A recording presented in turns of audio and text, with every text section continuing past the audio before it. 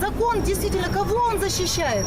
На чьей стороне закон? Ирина Рыбина есімді азаматша 30-ға жуық отбасының үйлерін банктерге кепілдікке қойып, несие алдырып, соңынан өзі хабарсыз кеткен. Бұл мәселеге қатысты құзырлы органдар қылмыстық іс қозғап, Алматы қалалық соты Ирина Рыбинаны 9 жылға бас бостандығынан айырған. Сот шешімі бойынша шағымданушы адамдардың мүліктерін сотталушы қайтару керек еді. Алайда қылмыскерді 9 жыл күтуден бас тартқан халық, біздің жағдайымыз енді не болмақ деп ашынады.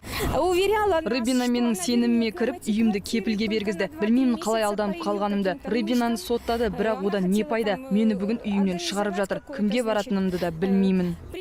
Осындай жағдаймен бетпе-бет келгендердің саны аз емес. Солардың бірі Ольга. Ольганы жақын құрбысы бауыр етіне кіріп, алдап кеткен екен. Керегін алған соң қарасын көрсетпей ізім қайым жоғалыпты. Енді міне үйінен айырылған ол 3 бөлмелі пәтерді жалға алып тұруға мәжбүр. Рыбину я знала с 10. Мен Рыбинаны танығаныма 3 жылдай уақыт өтті. Сол уақыттан бері жақсы араластық. Сосын маған келіп, балалар үйін ашам, сенің көмегін қажет деді. Бар болғаны үйіңді 3-4 айға кепілдікке қоямыз. Ісім өрге басса көп ақша табамыз деді. Мен келістім. Енді міне үй жоқ, күй жоқ, сан соғып қалдым. Арызданбаған жерім қалмады. Рыбинаны соттады. Сот үкімі бойынша біз Рыбинаның шыққанын күту керек екенбіз. Бұған дейін жағдайды айтып, талай құзырлы орындарға шағымданып та көрген жәбірленушілер жөнді жауап ала алмапты. Ал ішкі істер департаментінің арнайы өкілі кезекті тергеу жұмыстарын жүргізіп жатыр екен. Барлығы бірауыздай полицияға тағы да шағымданған болатын.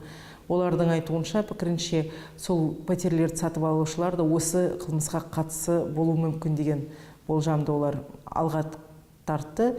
Біз ол болжамды 10 ай бойы тексердік, яғни қылмыстық кодекстің 77 бабының 4 тармағы бойынша қосымша қылмыстық іс қозғалды сол бейтаныс адамдарға байланысты. Ашынған жұрт үйлерімізді қайтармай арыздануды тоқтатпаймыз дейді. Ал далада қалған тұрғындардың жайы енді не болатыны белгісіз.